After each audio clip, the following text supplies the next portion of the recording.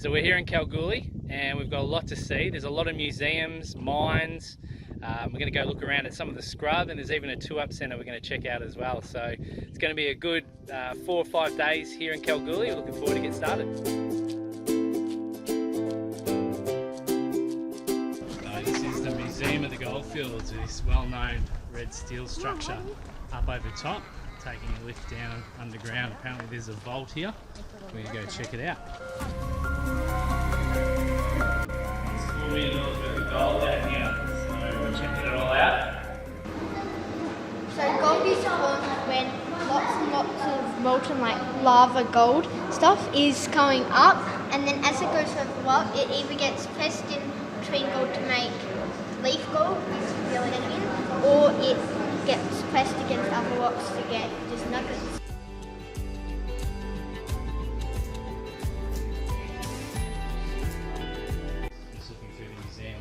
History of the Kalgoorlie goldfields, and life is pretty tough. There's a lot of dust, a lot of breathing issues. One of the biggest issues they had was with water, so getting water was one of the main things that they needed to contend with, and they followed Aborigines and asked them to reveal, or force them to reveal their watering holes, until one day they decided the best thing to do was actually to build a pipe from Perth over into the goldfields, and that's the same way they get their water today. Goldfield sounds have a great feel about them.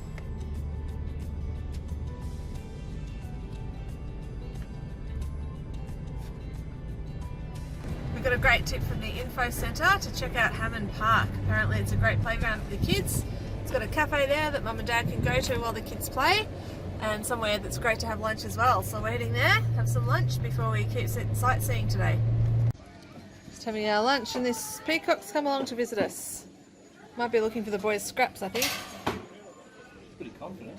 It's very confident. It's beautiful colours. I don't think it really shows under there, but the boys are missing their chickens at home. We gave our chickens to some friends to live with while we're away. Hey girls. Jed and Joe are dancing. Hello.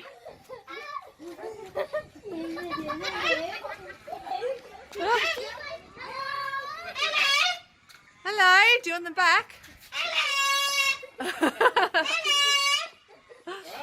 Anything else you can say, mate? Okay, we're going, Joe. He's gone too. See you, mate. Thanks for the dance.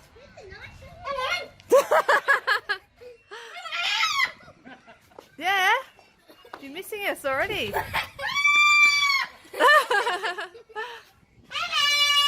Hello.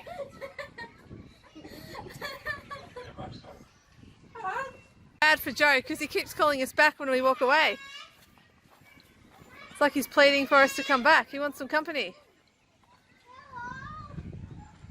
We came back. He only wants to say it. Hello. I'm coming. Oh, you cannot leave. You're not allowed to leave. Should we swap it over with another kangaroo? Another cockatoo? Because, well, he doesn't seem to want to leave. Here come some other kids. They can take our place. Okay. Okay. Next up, we visited the Hannan Tourist Mine, and at the mine you're able to actually see mining operations that are still ongoing today, all the latest technology, but also look at some of the things in the past. It's set up in a way that's really interactive, so you go around and you can experience what was happening and also find out lots of information that was really appealing for the kids as well as for adults.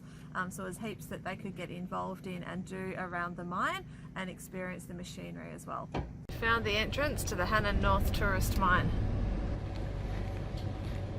So anything you can find, you can keep. Awesome. And we sell the vials in store if you wish to put it in there. Okay, so we're looking for the gemstones and we're looking for little specks of gold. Now, so you're going to need a very, very big load of those to not have to pay for school. You're gonna find heaps, Harry. So it's about $1,000. Is it heavy, yeah? Yep. Pretty cool. Did you feel it, Harry? All right, out we come. And here's the trucks. We go check out these mining trucks. These are the big mining trucks, boys. They use in the mining operations in and around Kalgoorlie. So we get an idea of how big they are, and then we're going to go see from the super pit how far down they are. Size of this loader, what do you reckon, boys? Pretty big.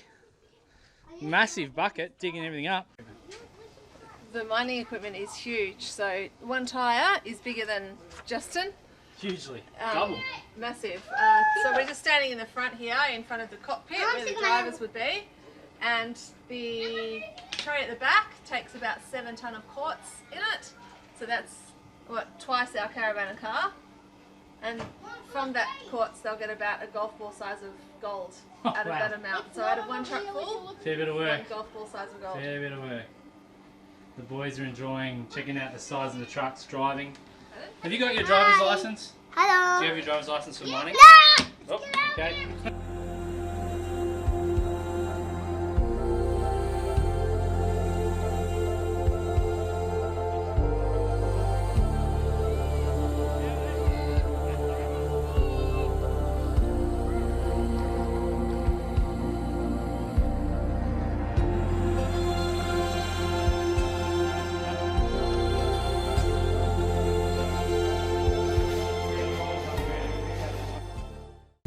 Now we're just heading up to a dynamite storage room where they used to store lots of dynamite. Luckily though, they don't store any here anymore. This is the dynamite room, and you can see there's stores of dynamite. Obviously very important to keep it under the right temperature and conditions, and that's what these sort of rooms did. So you can see them all stacked up here. So this is actually a big humpy. So when the prospectors were looking in an area, they built a little shack, a little hut, also known as a humpy. This one's a really big one. They don't normally have 2 rooms. It's usually just for sleeping in, to get them out of the outdoors, the harsh outdoors. Piece of gold that someone's found on one side, and then they choose one of the weights. So they might start with the 50-ounce weight and put it on the other side, and if it balances, they know that the gold is 50 ounces. If it goes down, then it's too heavy, it's less than 50 ounces. Or if it goes up, then it's heavier, then they put some more weight on. Schooling on the road, every day's a school day. Pardon? All had a good go at panning for gold and gems. The boys they've overlooked the gold really and shooting for gems. What have you found? I found gold in silver. Wow. So the boys have been far more distracted by gemstones, so they had a good day. Is it payday for you? Yeah, but he's not paying me, he's just standing there. He's not, is he? He's not moving far. Where we're off to next, we are going to look at the super pit. So there is an overlooking view of this super pit, so you can see they work all the way down, and these little trucks, see the little trucks down there, guys? Yeah. So we're heading up now to the super pit. So this is well known in Kalgoorlie, a big source of the population, the wealth here as well.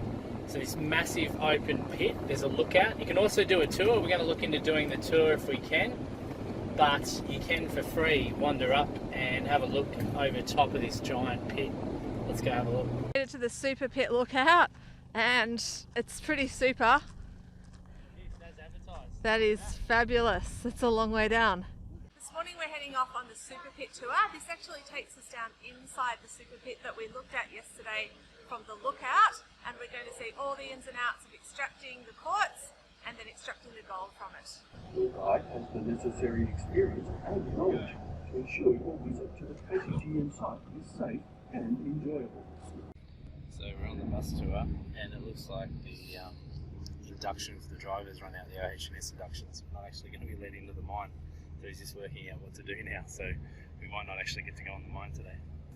So ultimately, the tour didn't really work out for us. Unfortunately, the bus driver's compliance certificate had run out. They didn't let us into the mine, and we were forced to cancel. All the people, full the bit bus, paying the unfortunate. premium and no go, and we couldn't book in the end for another day. So that was it for the mine for the tour, at least for us. But we did head off, and we experienced something else at the mine that afternoon. It's just after lunchtime. Some people are still eating their lunch, but we're on our way up to see the super pit lookout again. Unfortunately, the tour didn't work out for us this morning, but we have been told that there's a blast happening at 1 o'clock. This happens a few times a week, and that the best place to see that is from the super pit lookout. So let's go and hope that we can see a great blast. Fingers this time. crossed.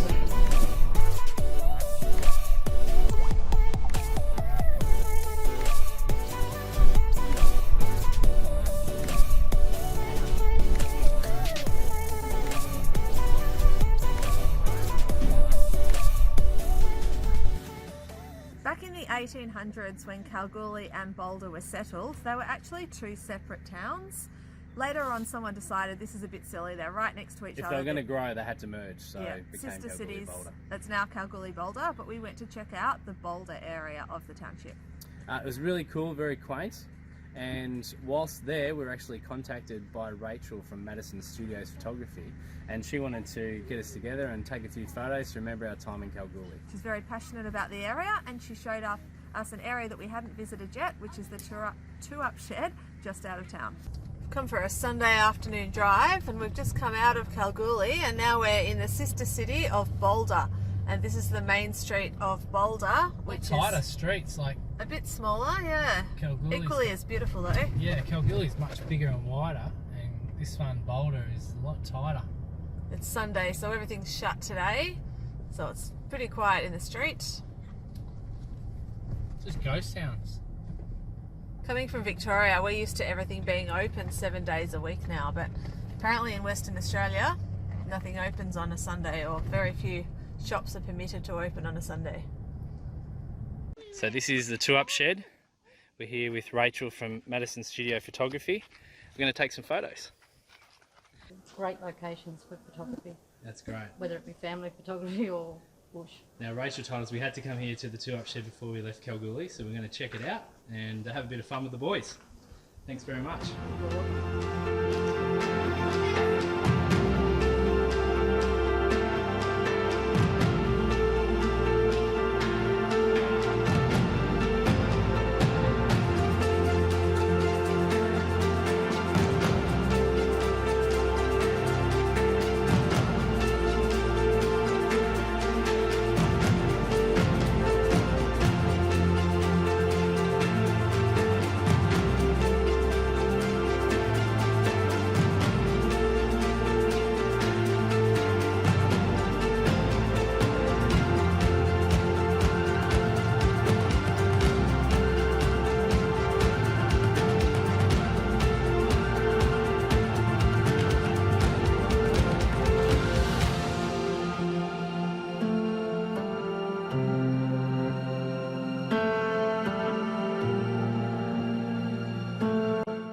I just saw a copperhead snake just there.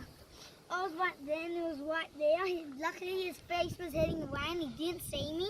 Wow, And were you then- scared? Yeah. And That was then our first when one we've seen in the... Then when he heard my thump when I jumped backwards, he quickly slithered away into the shed. He took off. Wow. Everyone loves a game of Two Up, and the snakes are no exception. So it's a very popular place, this Two Up pit. It's our first snake for the day, or for the trip. That's our first one. Right there. See how it looks like a stick, boys?